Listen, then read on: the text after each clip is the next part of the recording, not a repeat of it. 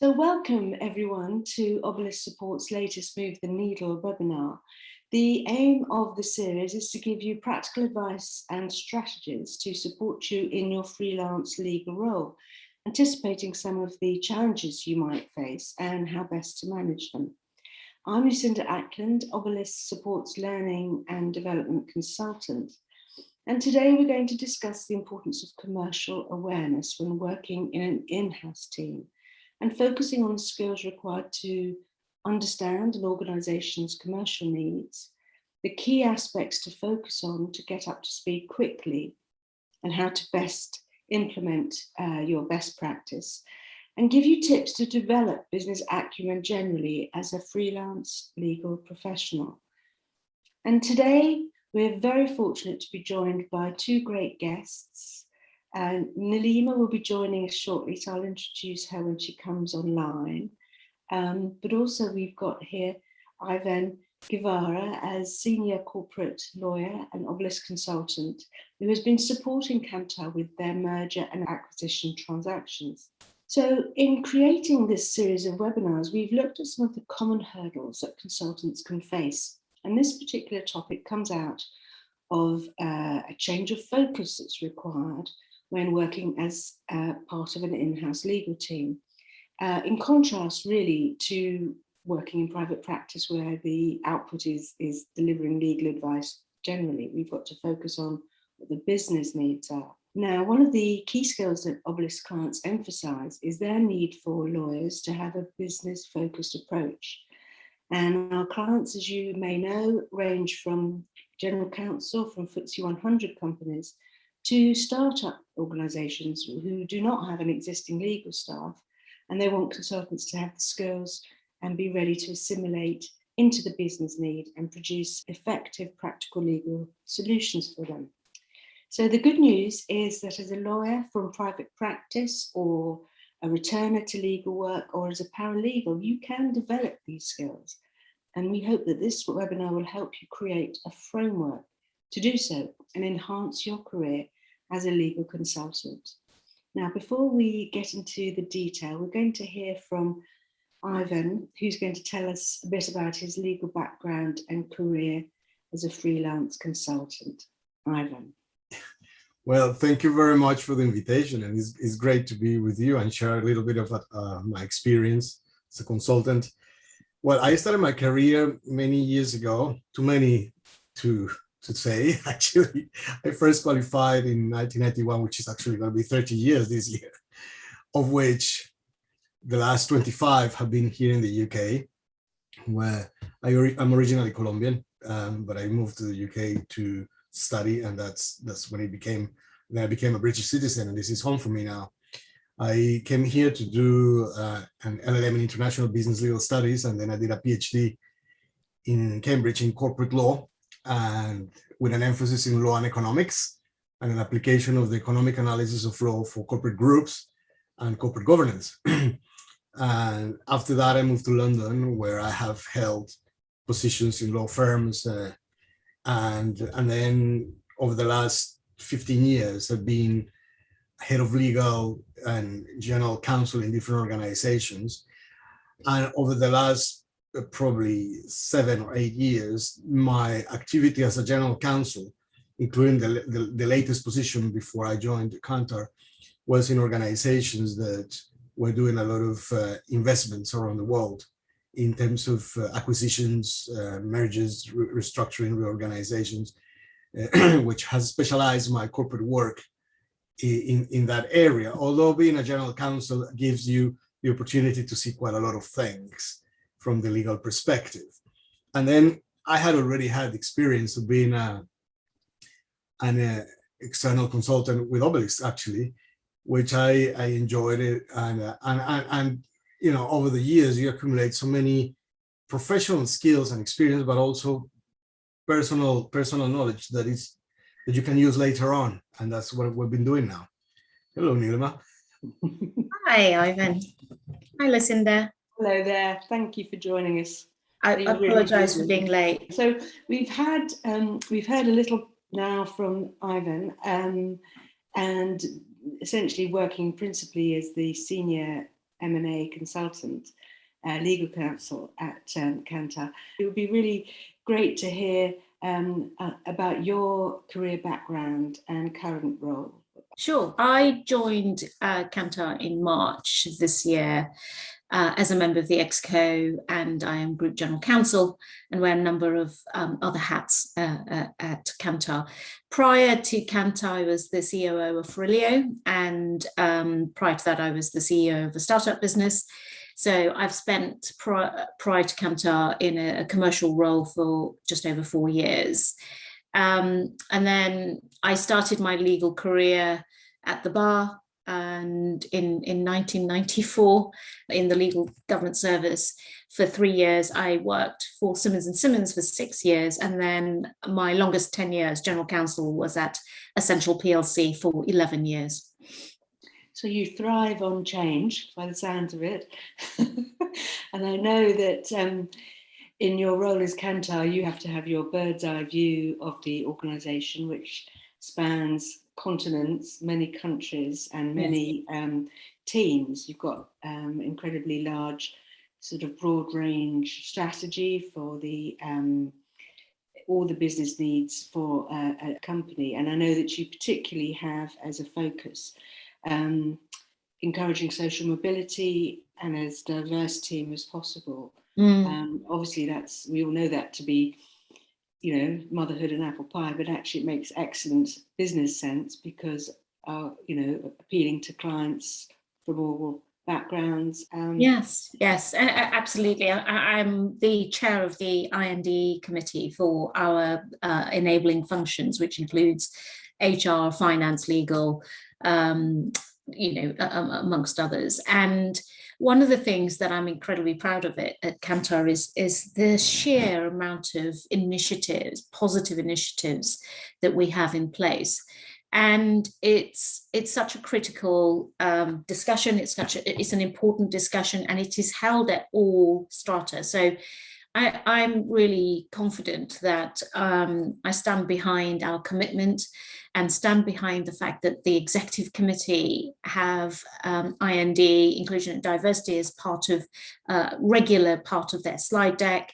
Our shareholders actually created objectives for us as a business, and that's all. It always appears in their objectives. We have a huge initiative around ESG, as many companies do, and we have expertise in our own business where we support and advise other companies, large FMCG companies amongst others, to find their purpose and values in the ESG space and to be able to define that. So we are using that internal expertise to support us and advise us as a client. So we are our own client in ensuring that we can meet the ESG. So I sit on the steerco for the ESG2 initiative, and we are finding out some incredible information and initiatives within our own stakeholder community. So from a legal perspective, quite a lot of our legal panel have engaged with us on the ESG discussion. And I must say, I'm impressed as to where quite a lot of law firms are on this journey. It's impressive. And it's not window dressing. You know, this is quite serious amount of time, effort that they're putting in. And I'm proud of that firm. I'm proud of the firms that are putting that time and effort into it. Well, I think we could probably have a whole new webinar about the role of General Counsel being able to drive these changes from their legal suppliers. But and just for anyone who, ESG is environmental, social and governance. And obviously there are rules for companies to obey that sort of legislation wise. But again, it makes really good economic business sense for people to be having a holistic view about things. Absolutely. And, you know, it features regularly with our clients. So we do advise some of the biggest businesses in the world and some of the most recognizable brands in the world. And it's a core part of their, you know, process, their RFI and RFP processes, where they are seeking information about our supply chain, about our initiatives around IND in particular, and they are holding us accountable. And I think that's exactly the right thing. We need to be able to show and demonstrate how seriously we're taking it. Yeah, I think it's really important to know that that's part of being commercially aware, as well as the sort of nuts and bolts of the profit and loss sheet and sort of wider sector regulatory framework. Nilema, can you now just tell us from your perspective as Group General Counsel, what you're looking for from a legal consultant? I think that, you know, we turn to legal consultants when we need the ability to flex and have them either join a project, critical project, or a key gap in our team whilst we're looking. And for me in particular, because I recently joined, I've been recruiting quite heavily into the team and structuring the type of team that I want. And there were a number of gaps. We were missing a number of subject matter specialists. But with Ivan in particular, we were looking for a senior M&A counsel to join our team because we just became so busy. Our strategy, our goal of acquisition and portfolio management, including some divestments, meant that we needed to have a seasoned senior experienced counsel join the team. But my expectations are that we would hire legal counsel or a legal consultant to just be parachuted into the team and be a member of the team. And truly, I wouldn't want to treat a legal consultant any differently to other members of the team. I want them to feel a part of the team, and I would like them to feel comfortable enough to share their experience, share their voices, contribute to our plans, our strategy, offer up ideas, and join us on, you know, social occasions, which we've had many, and be a part of the team. But you know, I think their experience, what they bring, is quite valuable and important to what we need. Sure. Well, it's really insightful and encouraging, I think, for our legal consultants to hear that they are appreciated and want to be assimilated as part of the team rather than just some sort of bolt on. Ivan, if I can ask you to comment on what's often talked about, a shift of emphasis that's required from private practice to in-house work, and perhaps you know, from this context of the merger and acquisition work that you do. No, I mean, there is an important shift here, because when you join an organization like Kantar, you need to, first of all, realize this is not a legal business anymore. This is an organization which has its own targets and missions, and you need to first understand what is the business driver and the strategy, and what part of your role helps to facilitate that. The other thing is that what Nilema was saying, being part of the team is not only great, and by the time I joined, it was even greater, because we were still in the COVID lockdown. So being part of a team, other than being isolated at home, was absolutely important and vital from the perspective of mental health. But that meant that we had to, as a lawyer, to be open enough to be part of the wider team of the organization with colleagues that were not lawyers. Some people are so used just to work with lawyers and speak the legal jargon and only that. But here, especially doing M&A, we need to have communication with all aspects and different sectors of our colleagues. You know, people doing IT, commercial, finance, all sort of things. So that part of the story means that you need to accommodate in your mindset into that, and being able to facilitate not only the way you talk, you communicate, but also making sure that you're part of that team as well, providing the legal tools that are required. Also, that meant that to understand what is the role that Kantar, in this particular case, played in the sector where it is a leading company, and how our legal work is helping other colleagues in commercial or in the senior management to fulfill their strategies and the targets. And for me, that was something that from the very beginning was very key to understand, so that equally I could target myself, my own strategy as a lawyer in the team, to be an active part of that and participate proactively and meaningfully into those objectives.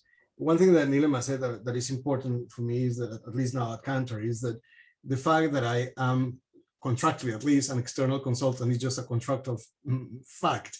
It's been great to feel that you're part of a team, and that's how it should be. I mean, irrespective of the way how we originated this relationship, I think we have managed to establish strong communication and also personal relationship with all our colleagues, and we work well, and it's like a family, which for me, it was really important right from the start, because again, it's been a difficult year for everybody, and I think this team has played an important part for me in the last few months. Well, that's quite an achievement and a testament to Kantar insofar as that you've got a family feeling in a worldwide global organization. That sounds quite something. It's obviously having at the heart of it understanding the core business drivers and strategy on a bigger scale of the company, working very closely with non-legal teams, understanding what their deadlines and pinch points are, and I suppose also putting it into the context of a wider sector. I mean, I understand it's really a very busy, active M&A market at the moment as well, which must bring extra pressures. Could you set the scene on how Kantar's commercial operations have changed the legal requirements of your team? I know that you're in great transformational change, and that's, I've heard you say, it changes the norm. Yeah, and absolutely. So the legal function must cover any number of things, from the M&A corporate work to contracts, employment, data protection. I think that key to this is that in 2019, we were acquired by Bain Capital Private Equity. And what's really vital here is they saw a great opportunity to invest in Kantar. And I got the benefit of that investment in my team. So when I arrived, as you expect every general counsel to have their first 100 days plan, my plan was to evaluate where the gaps were in the team and what the needs of the business were, with the context of knowing what the strategy was and the direction of travel for us as a business. And the existing team were fabulous, and we have teams in Asia Pac, in Latin America, in North America too, and across Europe. And actually, there were some areas that we needed help with, and specialist areas. Our previous DPO had actually left to go and join another business. And so that was critical. We are a data analytics business. This is, core to who we are, and we pay a lot of attention to it and have some great processes and procedures in place. I hired a IP specialist. We're a IP-rich business, so we want to ensure that we support our business in that respect. Hired an employment specialist. And, for a business of our size, 26,000 employees globally, employment is going to arise in different jurisdictions. So, we had a full breadth of different types of subject matter specialists, as well as commercial contracting specialists at different strata, at different levels, because we have very complex agreements that we need to enter into. And they have deep expertise to bring to those contracts. And then we have our business as usual contracting too.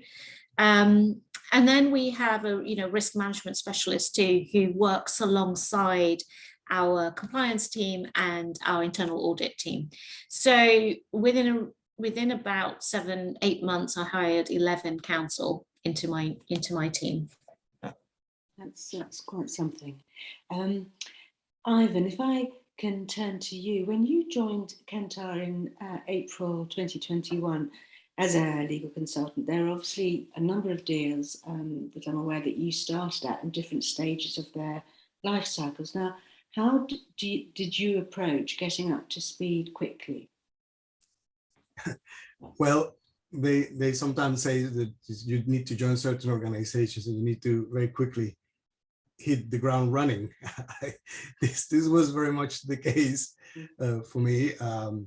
And two thoughts about it. I mean, the variety was immense. There was no possibility of you to have a dull day doing one same thing. We had to do a lot of things. That brings a lot of interesting matters for you to analyze as a lawyer, but also brings all the challenges to try to catch up with things that had been discussed months before you arrived. And for me, one of the main challenges at Kantar was actually to know who was who, because there's so many people in a global organization, and all of a sudden your name appears in all the email exchanges and things. And I remember the main questions I had as a consultant were not really legal. We're like, who is this person? And then trying to remember what role that person played in the specific transaction, and still not being able to remember that the next week, because that happened in so many different parts of the work.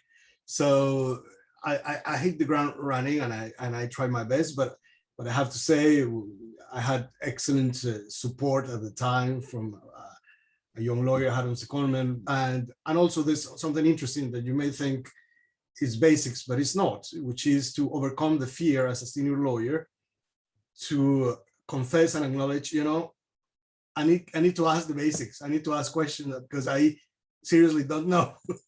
And for me, it was an interesting exercise to do that, especially because I came from a position before where I was a general counsel, and for 5 years, I used to be the person who had the answers for everything. Yeah. I had the answers for everything. And now I joined this organization, which is very complex in my eyes, because I knew nothing about it. And I went to be the opposite. I knew nothing at all.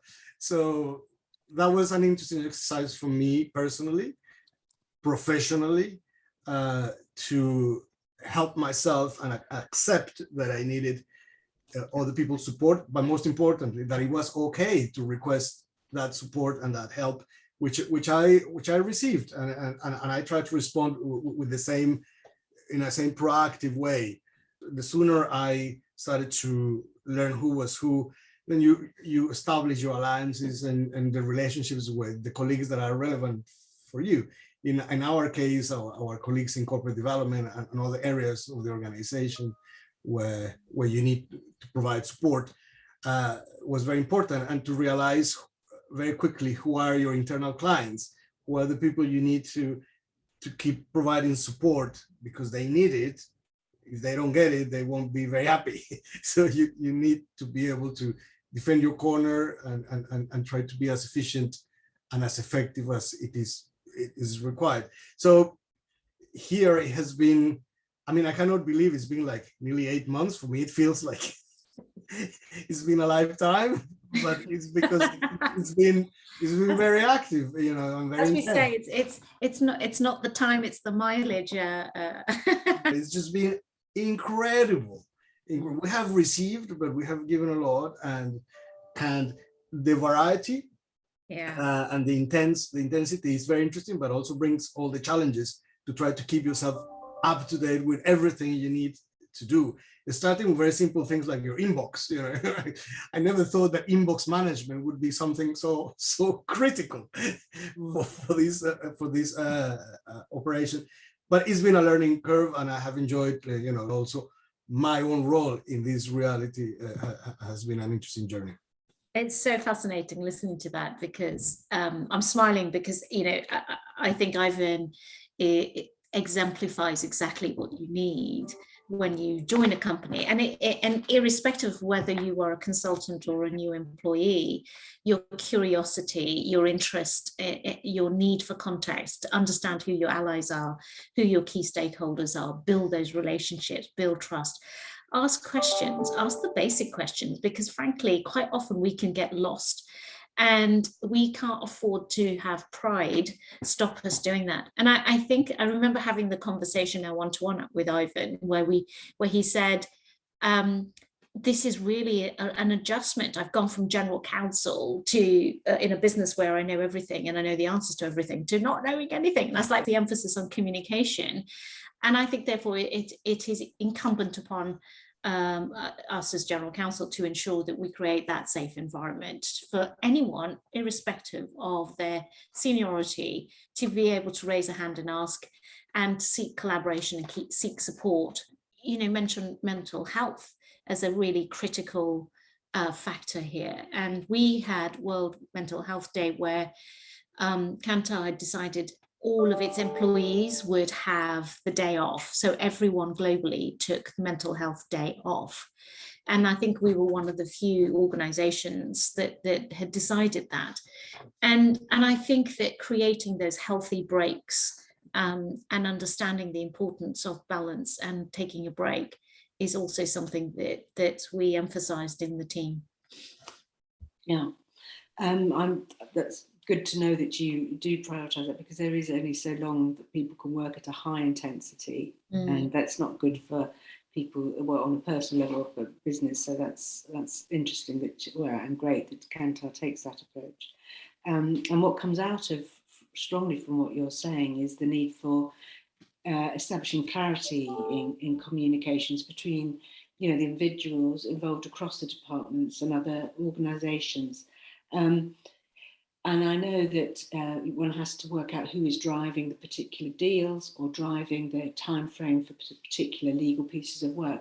Ivan, I wonder if you can tell us more about how this works for you day to day at Kantar. What I'm thinking is that obviously you talked about a big workload, but you're working principally from home, as I understand it, and you would have been during the lockdown. So I'm sure lots of people would be really intrigued to know, given how busy you are and how fast paced, how this works in a day-to-day setting.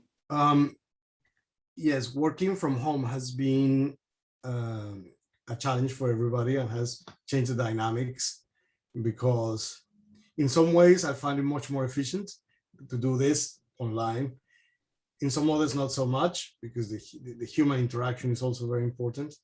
But that has meant that the time we spend in front of the screen is intense. And not only with people you need to collaborate and support outside the legal department, but also with your own colleagues, with our paralegals and so on. So working remotely has been very efficient in many aspects, but in others have presented other different challenges, from little things that I had to buy. I'm going to show you this. I look like Harry Potter, I know, but I try not to wear them in front of the cameras, but it's to protect my eyes from the screen, because it's just too many hours in front of the screen. So all these interactions, these communications have changed, but also the way you interact in these calls is very important. But I find it remarkable now that we're doing all this due diligence. I was talking the other day. I remember when I first started in my career, where you were doing due diligence, you would go to a hotel room somewhere where they would have all the documents in boxes.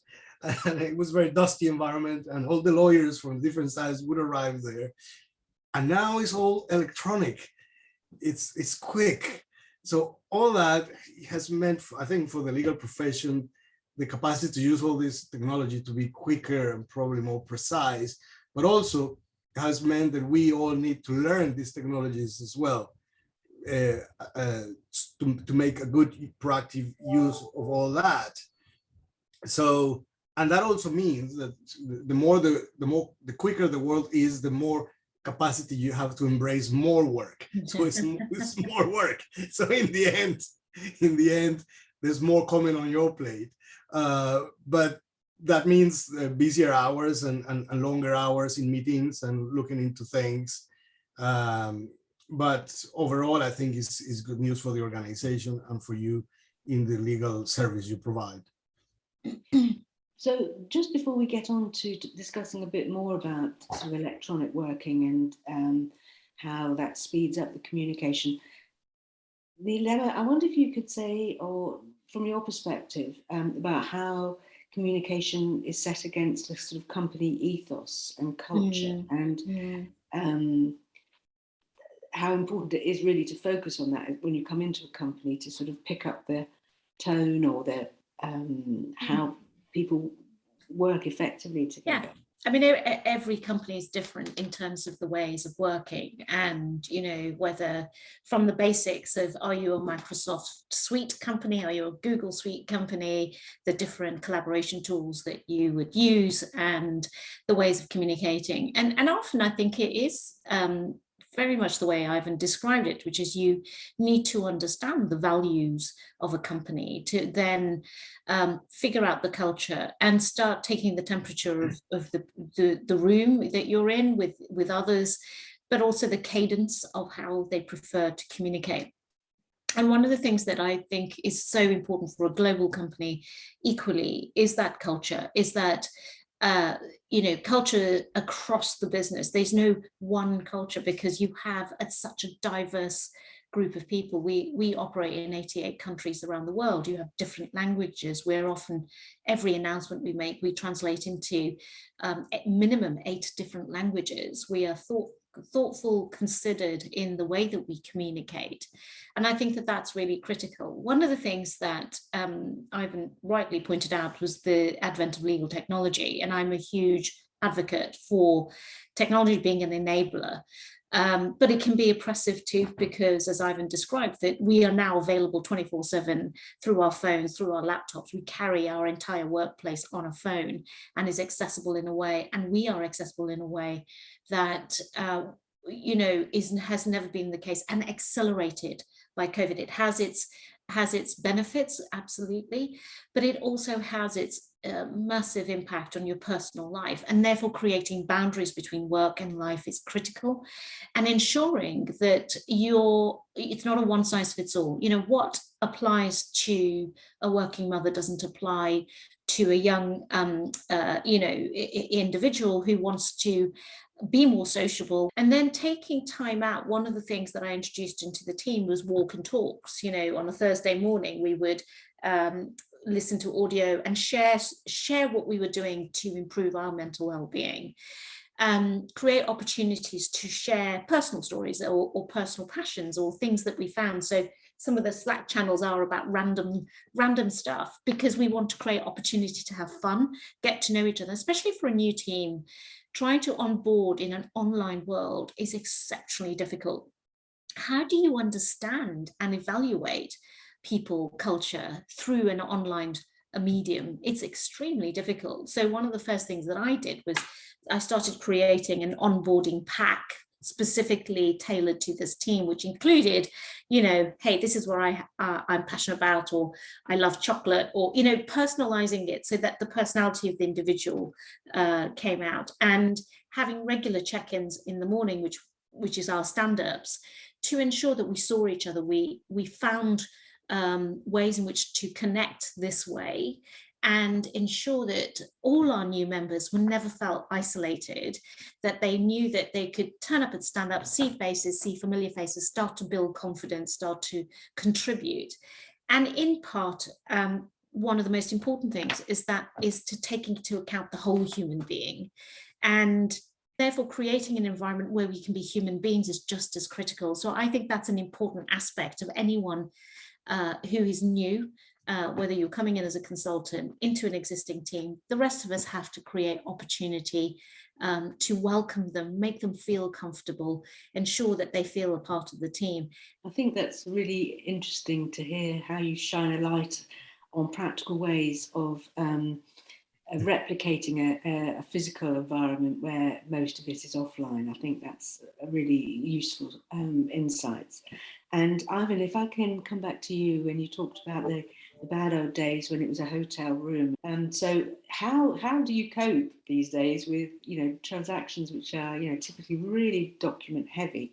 What are the logistics of this? I know we've talked about amending stuff online. Can you share how this works? Yeah, I mean, this, because of the volumes of all the things we're doing, I have to say I really have to revisit and reassess the way I manage my own information that I have to handle in this work, from the inbox and all the subfolders I have in my ebook. So not just to be able to respond, but to be able to get back to these messages when you need to revisit these things. It took me a while to do that. Otherwise, you would be risking having to deal with a backlog of 500 messages trying to find out where is everything. So that was something. But I have to say that through the experience in Kantar, and also through the initiatives that Nilema has supported, we have developed all the means of communication that were kind of new to me. Like, I was not familiar with, for instance, something like Slack, not even communicating through Teams, like, you know, the other functionalities of these things. But it's not only to store documents, but also for you to talk. If you want to actually get a message quicker or to obtain a response quicker, or there is something very urgent, without having to risk putting that into the 200 daily messages that you're getting or more. And for me at the beginning, I was not clear what was the functionality of all that. But after a few weeks, I realized the importance of that. But as Nilema said, not only to do the work, but also to share all the things of a more personal nature that meant that we could divide the different parts of information and communications you want to share with the team. Some of them very urgent and important because are transaction related, but some others that just have to do with the day-to-day business, and some others just because it's interesting updates on new legislation or whatever, and some others just about you, or a colleague. That has been great, especially working remotely. That has been something that I have learned in this job. And also, people talk a lot about what is the best practice to conduct leadership in legal departments and things. But I think that Nilema has already touched on that. For me, it's to realize that, of course, you are fulfilling a function, but all these functions and all these things you're doing are undertaken by human beings that can be very happy, very energetic one day, but the next day they might be tired or sad or something happens. We have had people whose close families have died, or they have to go and attend difficulties, or have been ill. And all of that has become an important part of us sharing day after day our time together. I think that's a very good practice, to be able to feel that you are not alone in this thing. I think it underscores the emphasis that you've placed on communicating, and also being aware of when you need help and asking for help in a timely manner. And that can be, as you say, from knowing who you should be dealing with, but also, can you tell me how to work this and when you work on this particular piece of software? So people shouldn't be afraid of doing that. So those are really useful discussion points that we've had about focusing on ensuring that legal work is delivered in the most effective way in this, very commercial environment of the in-house legal team. Yeah, and especially now that, and from my experience, it's not only that I interact with Nilema, but we also now have junior lawyers that interact with me and others, and you have a responsibility there as well, just to mentor and to provide that friendly, cordial environment, so that they can feel that they can also grow, but also communicate their concerns or whatever is needed. Yeah, well, we can certainly turn to the question about using paralegals, who obviously have been a big part of your team, and their practical day-to-day role is administrative function. What suggestions do you have for them specifically in helping develop their commercial awareness? I don't know who wants to go first. Nilema, do you want to have? It's really interesting. I think that paralegals today show and demonstrate how much they care, because in the end, we have to recognize that they want a legal career. And no one chooses just to be and operate in an administrative role. We ensure that our paralegals just don't do admin. I think it's really important and incumbent upon us to ensure they understand context, what role they play in the organization, in the team, on a particular project, and that they are buddied up with or mentored in some form or another. And I think that's important. We have a responsibility to everyone in the team, irrespective of job title, because I think that every single one has an important part to play. The paralegals in our team have been phenomenal. They have shown immense curiosity, they've asked questions. And I think before we set them off, it's really critical to sit down to talk about expectations, to talk about how we operate, where they operate, and actually that those regular touch-ins, especially when we are working in this way, it can be lonely, it can be difficult, it can be frightening. We as a senior bunch can be quite intimidating, you know, not intentionally, but you know, paralegals are always going to say, I know that person's really busy, should I ask them this question? And then they might be sitting in fear saying, if I do that, you know, I'm going to interrupt someone. And I think making sure that we are really clear, I'm accessible, you can talk to me, you can approach me, and their induction and their onboarding is critical. So here's who we are, this is what we do as an organization, here are your key stakeholders, these are the things we operate, this is our cadence, here's where you file things. And then the rest is up to them. You know, it is about them showing an appetite to grow, asking to get involved in more things, taking on things they've never done before and showing willingness to do so. Those things can really make a big difference to a paralegal's career and their effectiveness on the team, because each one of them has value to give, and you know, we've seen immense value from them. I just want to say I couldn't agree more with Nilema about that. The paralegals support is super vital for us to be able to do our work, because they provide a back office support that is incredible. And here at Kantar, they very quickly get exposed to the very senior people and also very, very sensitive work as well. But what I wanted to say is that paralegals, at least in this experience now, have reiterated to me how the responsibility we have as senior lawyers, mentoring them and guiding them, because you find people who are naturally shy and they need, you know, some support and guidance, and you find others that are the opposite, that they just go not asking many questions and just go straight and they want to do it and you ooh. And I have learned from that a lot, that in both cases it's just different styles, and it's just having, you know, the younger members of the family, and we try to talk to them every day and make sure that everyone is okay, and try to learn from the experiences, the good experiences, but the not so good experiences as well, so that they can correct. And that for me has been a very rewarding part of the story, to be able to communicate what I think should be something that should reconsider or factor in, either if you are very shy or very quiet, or if you are the opposite. That has been something that has added that human side. And I think that for them has also been rewarding, the fact that all of us are very keen to support at that level too. Yeah, they teach us a lot, and I think it's a missed opportunity if we don't see how much they can teach us, because they can teach us many things, and they will see and spot inefficiencies, they can see and spot opportunities. And we took on an apprentice recently, and I was sitting down with her yesterday, and she said, you know, I've never used Slack before. She goes, does it come as an app? And I was like, yeah, have a look, there's an app. And it was really interesting, because she said, oh yeah, I'd like to do most of my stuff on the phone.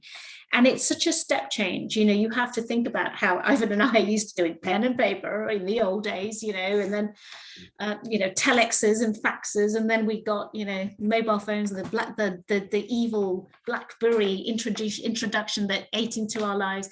And, you know, it has that technological evolution is continuing at a rapid rate. I'm embracing quite a lot of it, because I want to be able to create really real efficiencies to enable our team. But my driver for that is not just efficiency, but actually is the ability to say, great, now that that's done more efficiently, I can finish early and go to the gym, spend time with my family. I think it's really important to be able to step back and see the bigger context of how individuals, how they can play in the context of their work, and also the attention to detail on the sort of granular level of the type of communications.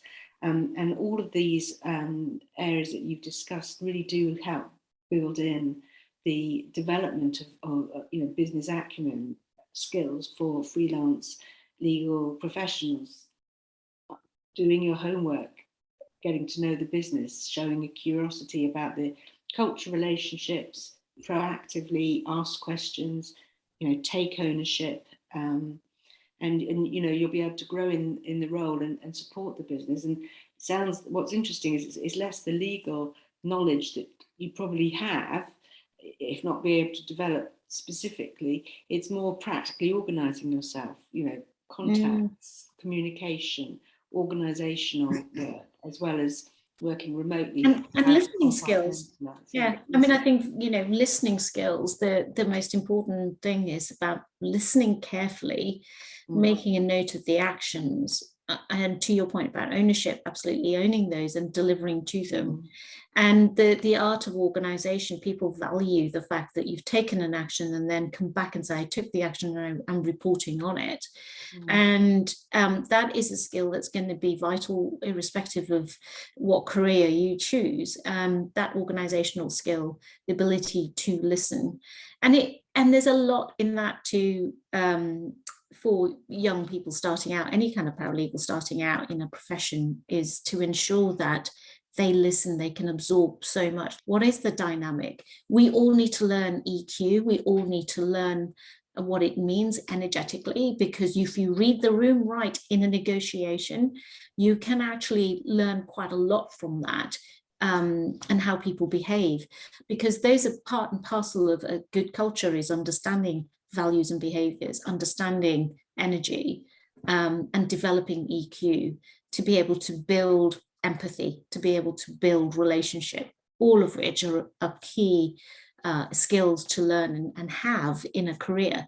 So there is, of course, all of the legal knowledge that they gain through reading documents, seeing the email chains, understanding in meetings our role, what we play, what we do, how we contribute, watching leaders in place, listening to Ivan give advice. One of its behaviors is having a growth mindset.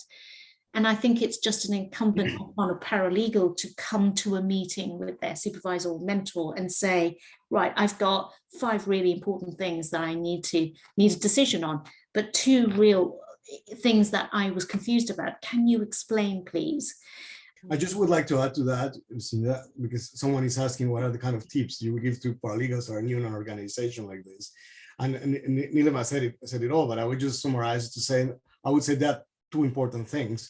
One is to master the ability to listen when sometimes you need to listen when things are being explained, so that you know what the team is up to and what role you're going to play into that to support the team so that you add value.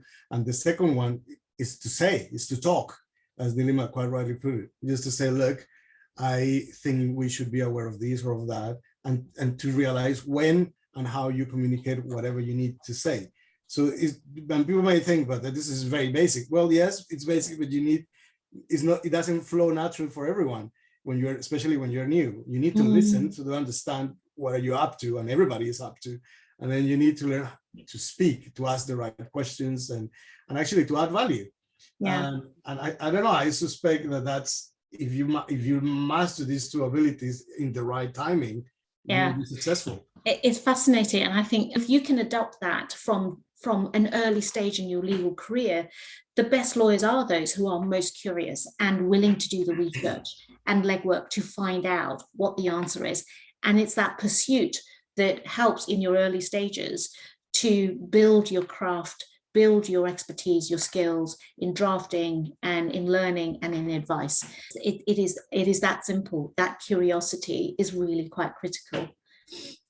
Thank you so much, Nilema Bhakta-Jones and Ivan Guevara, for your time and insights.